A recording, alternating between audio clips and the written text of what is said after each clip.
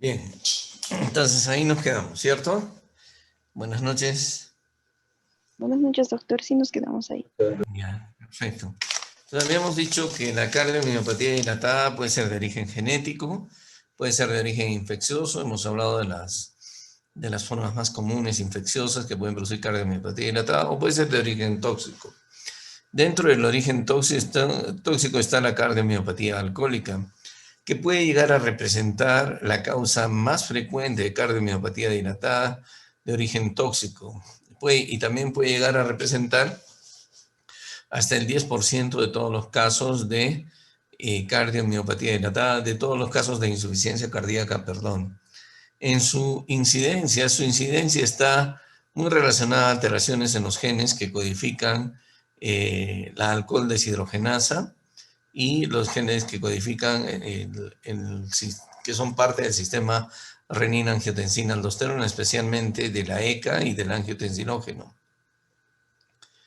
La cardiomiopatía alcohólica se suele producir, en general se suele producir cuando se consume 4 onzas de alcohol diarias, 4 onzas de alcohol diarias, eh, por unos 5 años. Sin embargo, el consumo social que decimos también puede ser suficiente para desencadenar cardiomiopatía alcohólica. Y esto está en relación a las alteraciones de los genes que acabamos de mencionar, de la deshidrogenasa alcohólica y de los componentes del sistema renina-angiotensina, especialmente el angiotensinógeno y la ECA, ¿no? Y la enzima convertidora de angiotensina.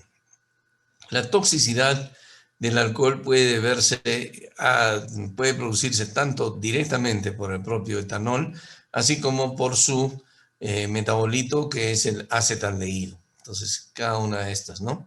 Se puede producir. Los pacientes desarrollan cardiomiopatía dilatada con insuficiencia cardíaca, etcétera.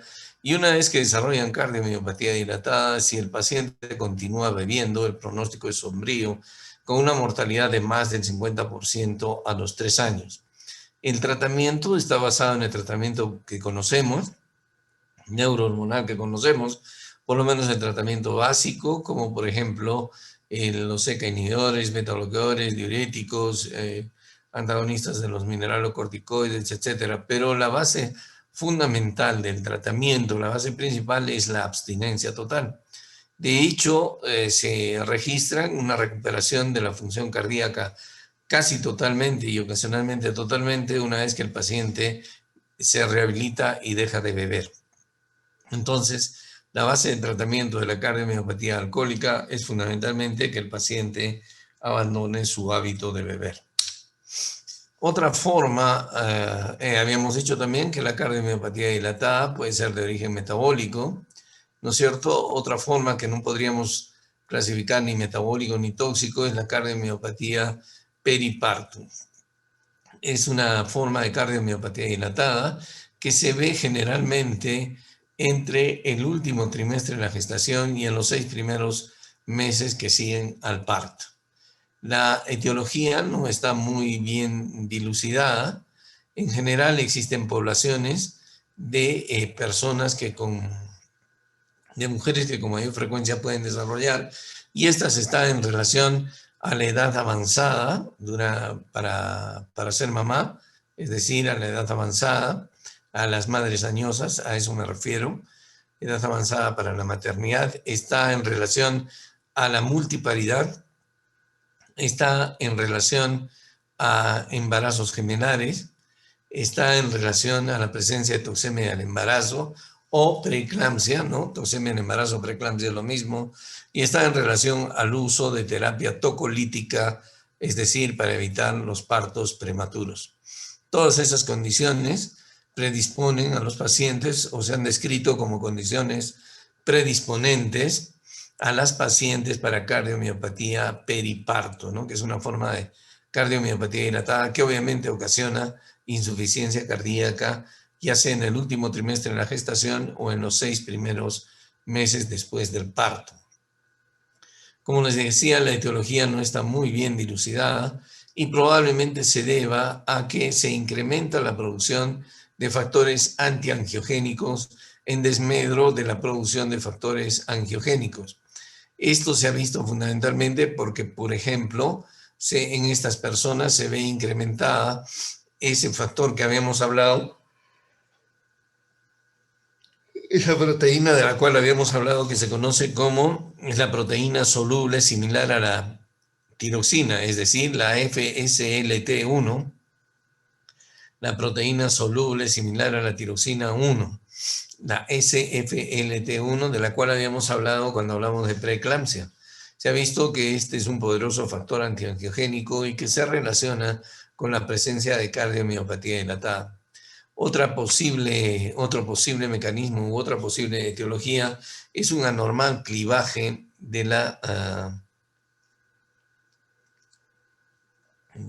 de esta hormona, me he olvidado en este momento, de la prolactina.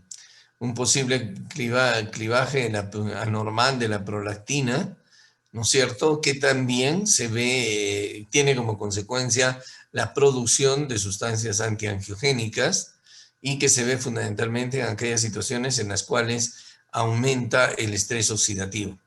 Este posible mecanismo ha dado como consecuencia que se utilice en el tratamiento de la cardiomiopatía periparto la bromocriptina. Entre otras posibles teorías de la cardiomiopatía periparto está, por ejemplo, que podría tratarse de una cardiomiopatía dilatada, genéticamente determinada, y en la cual el embarazo no es sino el gatillo para que la enfermedad subyacente genéticamente determinada se manifieste. Existe otra condición que se llama la cardiomiopatía asociada al embarazo, que se presenta mucho más antes que en el último trimestre. Esta también podría ser una cardiomiopatía dilatada, genéticamente determinada, en la cual la gestación podría ser el gatillo que desencadene la manifestación de ambas enfermedades. Otra condición asociada a la cardiomiopatía periparto era fundamentalmente en el África, donde a las mujeres que acababan de dar a luz les obligaban a reposar sobre un lecho caliente y las sobrecargaban de líquido, de manera que llegaban a ser insuficiencia cardíaca. Para hacer el diagnóstico de cardiomiopatía periparto, hay que estar bien seguros de que la paciente no tiene una cardiopatía de fondo, ¿no? Porque el embarazo significa una condición de sobrecarga para todo el lecho circulatorio, especialmente para el corazón, y el embarazo puede desenmascarar una cardiopatía que no se diagnosticó antes. De modo que es muy importante tratar de descartar cualquier cardiopatía antes de hacer o de plantear el diagnóstico de cardiomiopatía periparto. En el tratamiento, si se da durante la gestación, obviamente están contraindicados todas aquellas sustancias cuya acción es bloquear el sistema renina-angiotensina-aldosterona. Mientras que si el problema ocurre después del parto, podemos utilizar cualquier tratamiento o todo el tratamiento indicado para la insuficiencia cardíaca. Ya hablamos de las cardiomiopatías dilatadas que se asocian a las distrofias musculares, tanto a la distrofia de Becker como a la distrofia de Duchenne, que se producen fundamentalmente por compromiso de la distrofina, que como ustedes saben es una proteína ligada a la membrana del sarcoplasma y que le proporciona estabilidad al citoesqueleto. Esta diapositiva solamente tiene importancia para decirles que si ustedes tienen un paciente con una distrofia muscular, siempre tienen que tratar de descartar una cardiomiopatía dilatada en estos pacientes. Puede o no ocurrir, pero puede ocurrir, y esto sería genéticamente determinado. Otra forma de toxicidad cardíaca es la toxicidad producida por los medicamentos, y los medicamentos utilizados en el tratamiento habitual de algunas enfermedades que están asociados directamente a lesión cardíaca o al desarrollo de insuficiencia cardíaca o incluso de cardiomiopatía dilatada son los quimioterápicos, ¿no?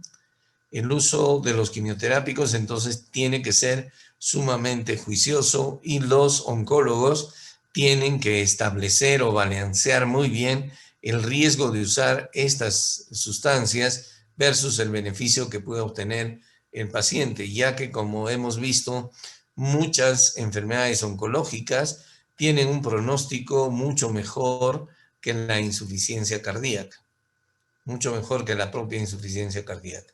Entonces, si producimos insuficiencia cardíaca con los quimioterápicos, debemos tener muy en mente el hecho de balancear el riesgo-beneficio de usar esta medicación y si la utilizamos, tenemos que saber monitorizar muy bien la función cardíaca de estos pacientes.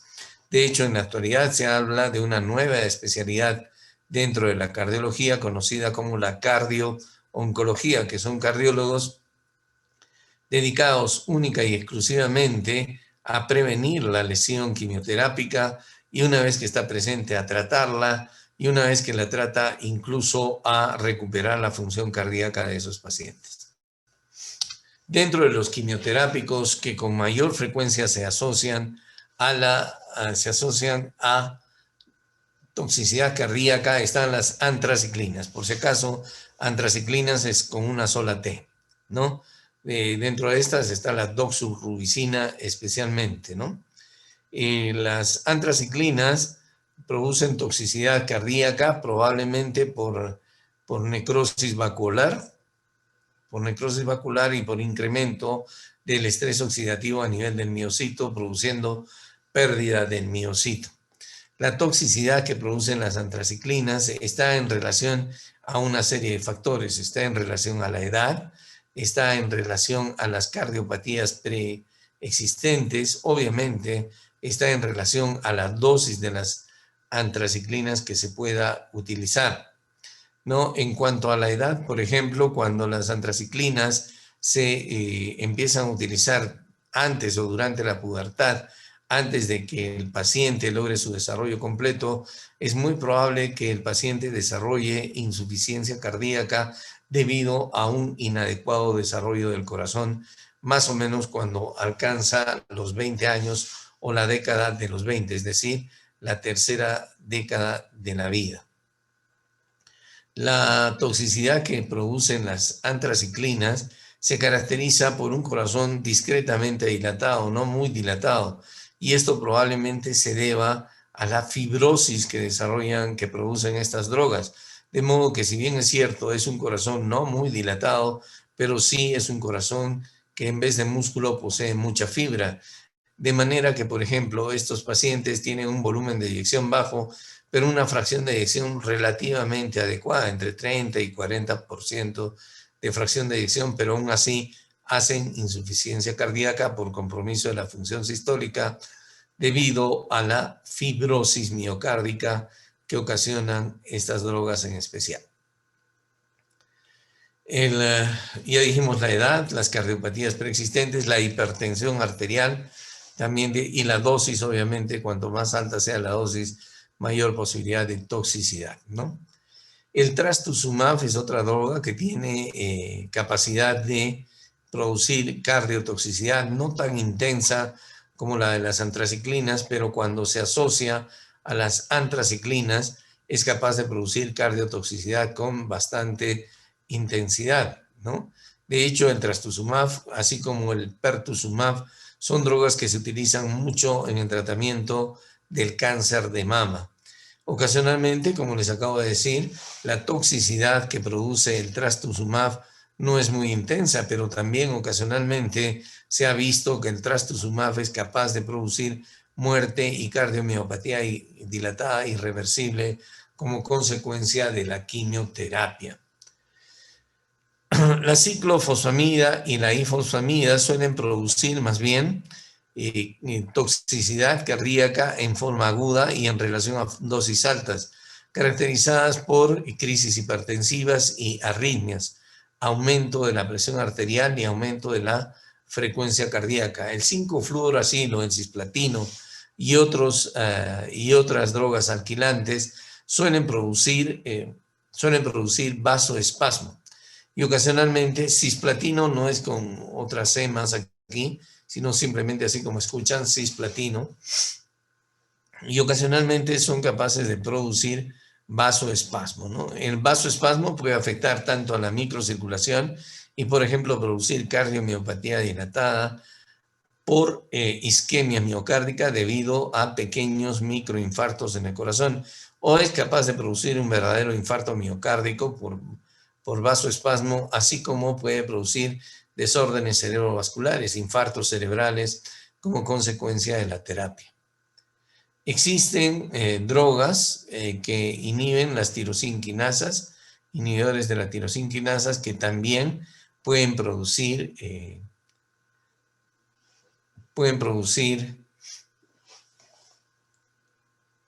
cardiomiopatía dilatada. El diagnóstico de cardiotoxicidad por los inhibidores de las tirosinquinasas puede resultar un poco difícil, ya que estas drogas tienden a producir edemas. Entonces hay que estar atentos cuando un paciente presenta edemas y está utilizando estos inhibidores de las tirosinquinasas, ¿no? La alternativa es suspenderlos o cambiarlos por otras drogas o por similares si es que hubiera. Los inhibidores del proteasoma, como el carfilzomib o el bortezomib, también se utilizan especialmente en el mieloma múltiple, o también se pueden utilizar en la cardiomiopatía restrictiva, en la amiloidosis. En general, entonces, estos también son capaces de producir cardiomiopatía dilatada. Y existen unas nuevas drogas conocidas como inhibidores del checkpoint.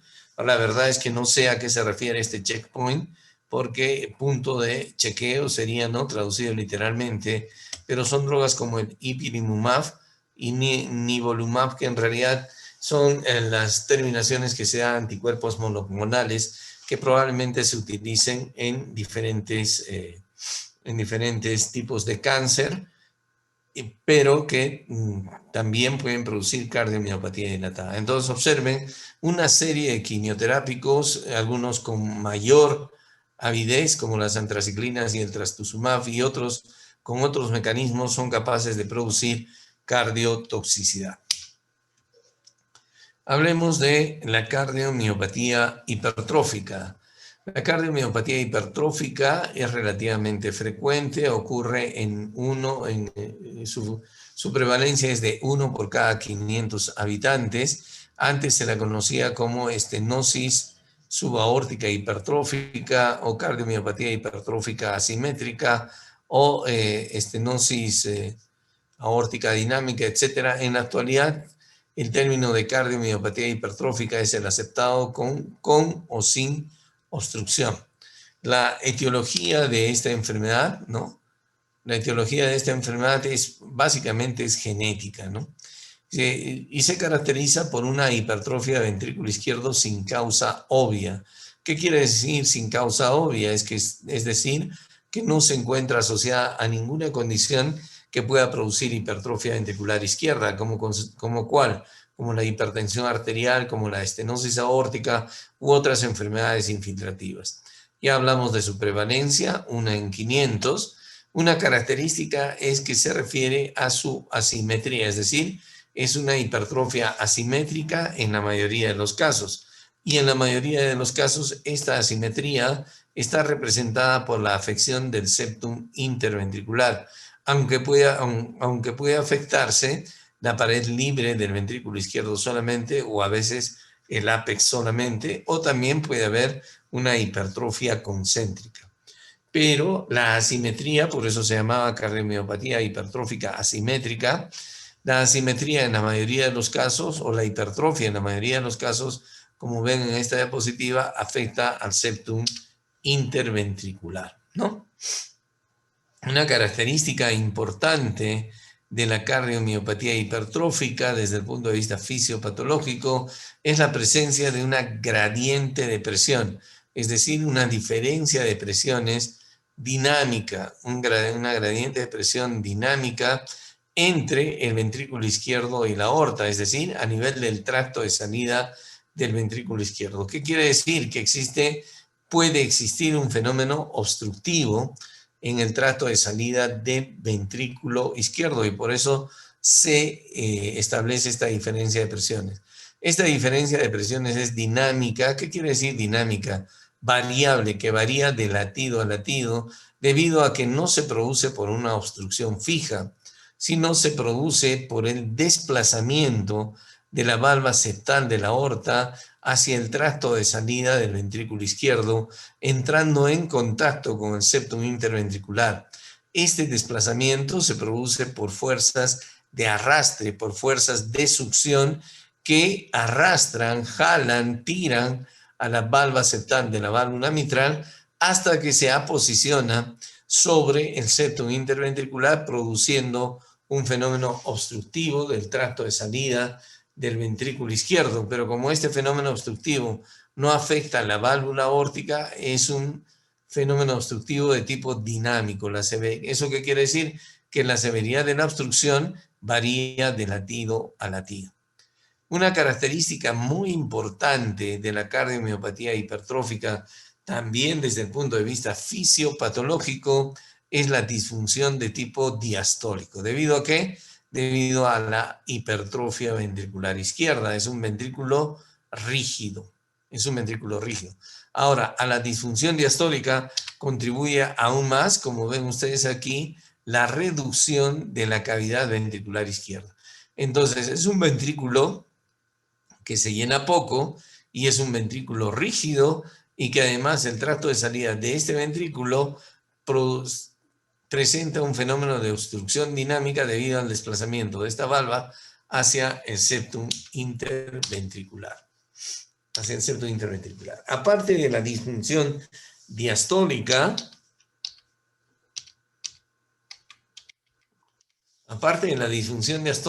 que presentan estos pacientes, las fibras miocárdicas de estos corazones presentan una alta sensibilidad al calcio y también presentan un incremento en la actividad de las mitocondrias, de manera que la producción de energía y la contracción ventricular es sumamente poderosa. Entonces, no hay disfunción sistólica en el sentido de una reducción de la contractilidad. Podríamos hablar de una disfunción sistólica en el sentido de un aumento de la capacidad contráctil. Estos ventrículos se contraen con mucha fuerza debido a que existe un aumento en la sensibilidad al calcio y un aumento en la actividad energética de las mitocondrias, ¿no? Y de esto es más o menos de lo que estamos hablando. Una hipertrofia que la mayoría de las veces afecta solo al septum, puede afectarse el ventrículo en forma concéntrica o puede afectarse solamente el ápex del ventrículo.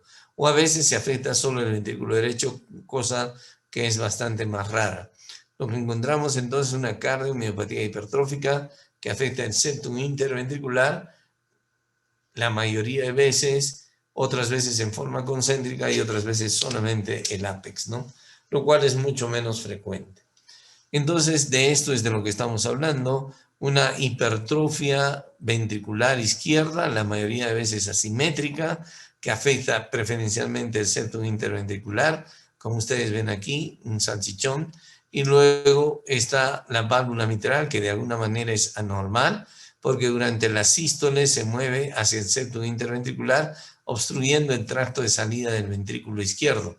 Este movimiento sistólico anterior en inglés se conoce como SAM, y lo que produce es el fenómeno obstructivo. Esta válvula, usualmente, como les digo, es anormal, redundante, y puede producir también insuficiencia mitral, como ya hablamos cuando vimos insuficiencia mitral. También, como ya se los mencioné al inicio de esta parte o de esta sección, en la cardiomiopatía hipertrófica, la afección genética o el origen genético de la misma está básicamente comprobado. Es de las tres cardiomiopatías de la que más información genética se tiene, y se sabe que esta es una enfermedad genéticamente determinada. Existen dos características de la cardiomiopatía hipertrófica debido en relación a la genética, y es en las características que indicamos al inicio de esta parte. Uno, que la determinación o el origen genético es dependiente de la edad y tiene una incompleta penetrancia. ¿Esto a qué se refiere? Se refiere a que rara vez la cardiomiopatía hipertrófica se manifiesta en el recién nacido o en los gestantes o en los niños, rara vez. Cuando así ocurre, el pronóstico, como ya les dije, en el caso también de la cardiomiopatía dilatada, el pronóstico no es muy bueno, el pronóstico es malo. Entonces, pero la mayoría de veces se manifiesta entre la quinta y la sexta década de la vida, quinta y sexta décadas de la vida, y el pronóstico ahí suele ser relativamente similar al de la población en general, si el paciente obviamente se cuida y si nosotros cuidamos adecuadamente al paciente. Antes se decía que el pronóstico de esta cardiomiopatía era un pronóstico malo, pero en la actualidad se sabe que las personas que manifiestan la enfermedad en la tercera o cuarta década de la vida, o incluso la quinta, cuanto más tardíamente la manifiesten, mejor va a ser su pronóstico. Mejor va a ser su pronóstico. La otra situación es que también parece estar relacionada con el sexo, de manera que, o el género sexual, no el sexo, el género sexual, de manera que suele presentarse con mayor frecuencia en los varones y suele ser más severo en los varones. Como les dije, ya se sabe que es una enfermedad genéticamente determinada y afecta fundamentalmente a las proteínas que conforman la sarcómera, ¿no? A las proteínas que conforman la sarcómera, es decir, a las proteínas que conforman los filamentos gruesos y delgados. De manera que, por ejemplo, la mutación que con mayor frecuencia se ve es la mutación en la cadena pesada de la beta-miosina. Sin embargo, ustedes pueden ver que se puede producir mutaciones en la cadena ligera, mutaciones en la troponina I, troponina C, en la tropomiosina, troponina T, o en la proteína C que liga a la miosina, etcétera, en la actina también. Pero la mutación más común es esta que se produce a nivel de la cadena pesada de la beta-miosina. Se han descrito aproximadamente 9 cromosomas, los cuales pueden ser portadores de las mutaciones, y se han descrito hasta 1400 mutaciones de las diferentes proteínas que conforman los filamentos gruesos y delgados de la sarcómera. Sin embargo, el 80% de las mutaciones ocurre a nivel de estos genes, a nivel del MYH7 y a nivel del MYBPC3. El 80% de las mutaciones que producen cardiomiopatía hipertrófica ocurren a nivel de estos genes, ¿no? Desde el punto de vista anatomopatológico, la cardiomiopatía hipertrófica se caracteriza por un desalineamiento o una desalineación de las fibras musculares. La alineación muscular de las fibras, la alineación normal de las fibras musculares se pierde. Y este fenómeno se conoce como desalineación miocárdica. De manera que la hipertrofia que producen las otras enfermedades, como la estenosis aórtica o como la hipertensión arterial, se caracteriza por un aumento en el tamaño y en el número de las fibras miocárdicas, de las células miocárdicas, pero ordenado, conservando su arquitectura y conservando el orden. En cambio, en la cardiomiopatía hipertrófica existe una desalineación miocárdica caracterizada por esta desestructuración de las células miocárdicas que estamos viendo aquí, ¿no? Eso es en el dibujito y esto es en la vida real. Observen este caos en la disposición de las fibras miocárdicas. de las fibras miocárdicas. Si bien es cierto, el paciente sufre de este problema de hipertrofia miocárdica, hipertrofia de las células miocárdicas, también se añade otro problema, compromiso de la microvasculatura que predispone a los pacientes a microinfartos. Las zonas de microinfartos cicatrizan y se transforman en fibrosis. A su vez, ustedes ya recordarán que la célula miocárdica hipertrófica está muy predispuesta a entrar en apoptosis. Y entonces la apoptosis también se transforma en fibrosis y en cicatriz, de modo que estos pacientes suelen presentar no solamente hipertrofia ventricular izquierda, un desalineamiento miocárdico, sino evidencia de fibrosis miocárdica, de diferentes zonas de fibrosis miocárdica, cuyo origen puede ser la isquemia miocárdica o simplemente la apoptosis a la cual entran las células que se hipertrofian. Estas áreas de fibrosis, producto ya sea de isquemia o de apoptosis, son áreas que sirven como fuente, como sustrato para arritmias, para todo tipo de arritmias, pero lamentable y especialmente para arritmias malignas, taquicardia ventricular y fibrilación ventricular.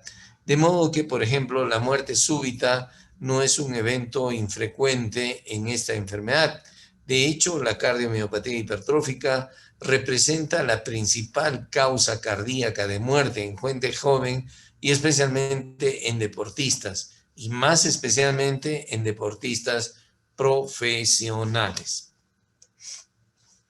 Más especialmente en deportistas profesionales, ¿no?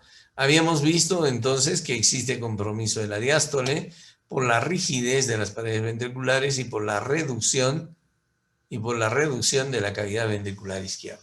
Otro fenómeno, ya hemos explicado la hipercontractilidad, debido a un aumento de la sensibilidad al calcio y un incremento en la actividad de las mitocondrias de la producción de energía. Un efecto Venturi, un efecto de arrastre, un efecto de succión, permite el desplazamiento de la valva septal de la válvula mitral hacia el septum interventricular, como les he dicho durante la sístole y como acabo de manifestar también, que se conoce como SAM en inglés, que se refiere al Systolic Anterior Motion de la valva septal de la válvula mitral, ¿no es cierto? Movimiento sistólico anterior de la valva septal de la válvula mitral. Observen aquí y observen cómo se reduce el tracto de salida del ventrículo izquierdo, y esto produce obstrucción a la salida del ventrículo izquierdo, y esto produce una gradiente de presión, una diferencia de presiones entre aorta y ventrículo izquierdo, pero es dinámica porque varía de latido a latido, no es producida por nada fijo, especialmente no es producida por problemas valvulares, y ya sabemos en todas las maniobras que debemos hacer, ¿no? Como les acabo de decir, esta es la principal causa de muerte en deportistas profesionales y en gente joven, ¿no? Antonio Puerta fue un jugador del Valencia, famoso, cuyo electrocardiograma es este, estaba jugando un partido de fútbol con el Valencia y observen, miren, de pronto hace fibrilación ventricular, todavía lo salvaron, lo chocaron, lo llevaron al hospital solamente para fallecer días después, ¿no? Entonces, el sustrato de estas arritmias, como les he manifestado, podría ser la fibrosis, cuyo origen sería la isquemia o la apoptosis de las células miocárdicas. Entonces, recordemos que esta es la principal causa de muerte en personas jóvenes y en atletas profesionales, y en deportistas profesionales, ¿no? Desde el punto de vista clínico, bien, yo creo que nos quedamos ahí. Hemos avanzado bastante. Ya nos veníamos mañana. Si tienen ustedes alguna pregunta, pues ya van a ser las 7. Son 6:58. ¿Tienen alguna pregunta? ¿Aló? Creo que no hay preguntas, doctor. Ok.